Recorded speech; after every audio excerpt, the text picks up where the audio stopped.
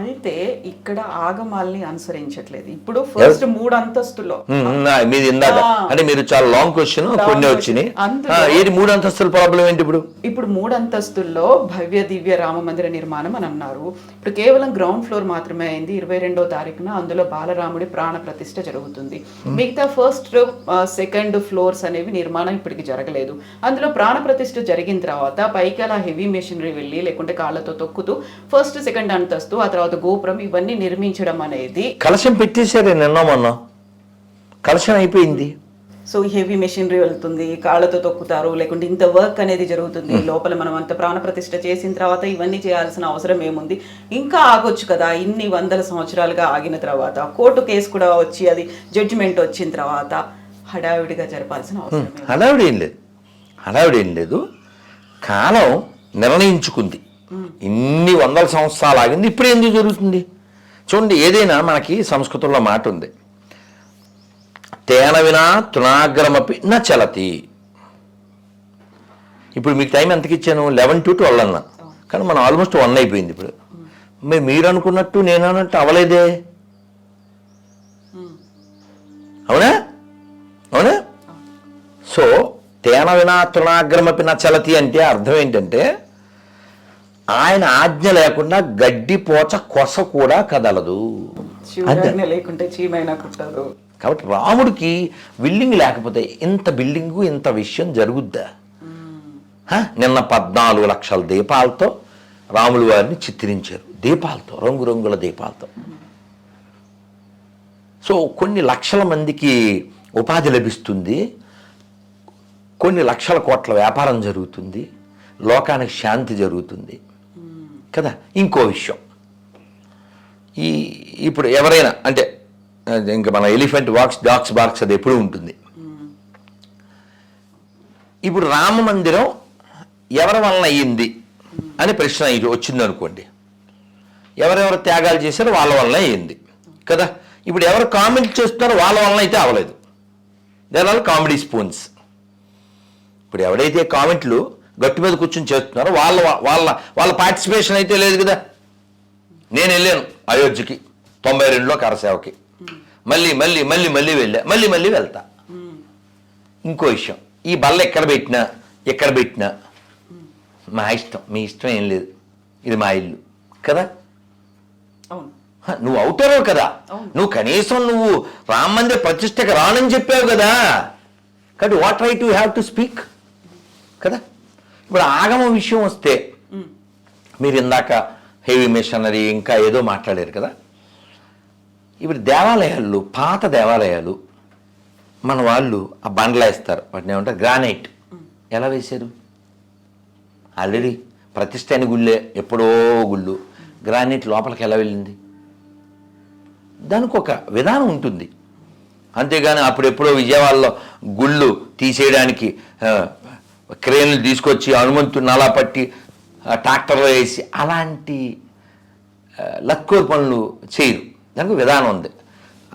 ఆ యంత్రము, పద్ధతి, మంత్రము, దాన్ని కవర్ చేయడం అవన్నీ ఉంటాయి. ఎవడో అందరూ కలవకుండా ఆలయం అవుతుందా? గర్భాలయంలోకి అర్హత ఉన్న వాళ్ళే వెళ్తారు, నేను ఒప్పుకుంటా.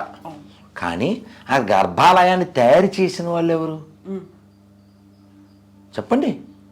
అందరూ జన్యం వేసుకున్న వాళ్ళే గర్భాలయం తయారు చేశారా? కాదుగా. కాబట్టి అందరూ కలిస్తేనే ఆలయం. అదే ఎవరు, మన తనికెళ్ళ భరణి గారు, ఆయన ఇంటికి ఎవరో వచ్చారట. ఈయన వెళ్ళి ఆయనకి దండం పెట్టాడు, పెద్దోడు కదా అని. ఆయన ఈయనకి దండం పెట్టారంట. అదేమిటండి మీరు నాకు దండం పెట్టారు అని ఈయన అన్నారట. పాట పాడేవు కదయ్యా నువ్వు శివుడి గురించి, నాలో నా శివుడు గలడు, నీలో నా శివుడు గలడు. మరి నువ్వు చెప్పిన ప్రకారం అయితే నాలోనే కాదుగా నీలో కూడా ఉన్నాడు, అందుకని దండం పెట్టి అన్నాడు. అది కదా ఫిలాసఫీ అంట. అర్థం చేసుకోవడం అంటే.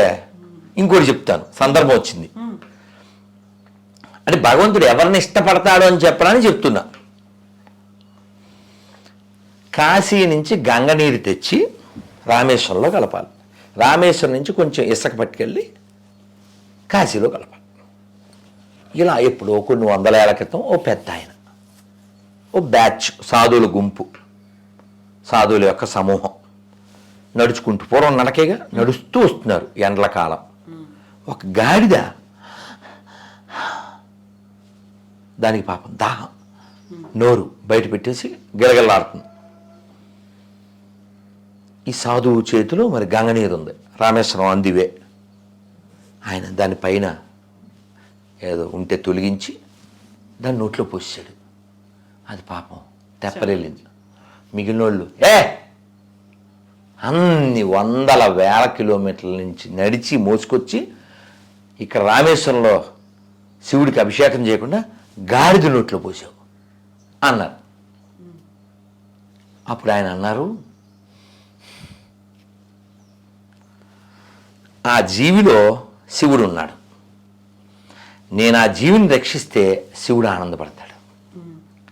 జీవులలో శివుడున్నాడండి, జీవుడే శివుడని తెలియండి, జీవుడే శివుడని తెలియండి, జీవహింస మానండి, జీవహింసతో బ్రతికేవారు శివుని మెప్పు కనలేరండి, జీవులలో శివుడున్నాడండి.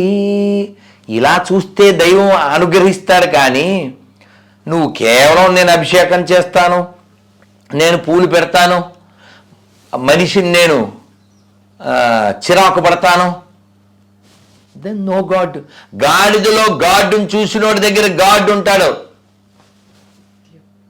ఈ పోనీ ఇలా చెప్పాను కదా, ఏదో ప్రాస కోసం అనుకోకండి. భగవద్గీత 5వ అధ్యాయం 18వ శ్లోకం ఏముంది? సునిచైవ స్వపాకేచ పండితా సమదర్శన విద్యా వినయ సంపన్నే.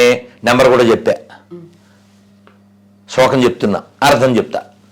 విద్యా వినయ సంపన్నే బ్రాహ్మణే గవిహస్తిని సునిచైవ స్వపాకేచ పండితా సమదర్శన.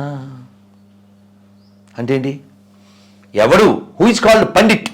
ఎవడు పండితుడంటే ఒక ఆవులో, కుక్కలో, ఏనుగులో,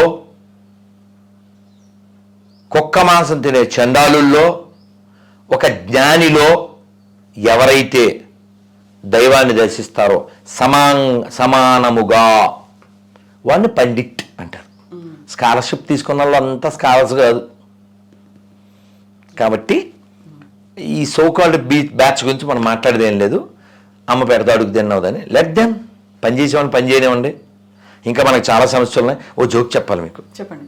ఇప్పుడు ఈ ఆర్టిఫిషియల్ ఇంటెలిజెన్స్ వచ్చింది, దానివల్ల ఈ చిత్రాలు అవి బాగా వస్తున్నాయి చాలా అందంగా. కృష్ణుడు అలిగి బొమ్మమూత పెట్టి కూర్చున్నాడు. యశోద కళ్ళజోడు పెట్టి,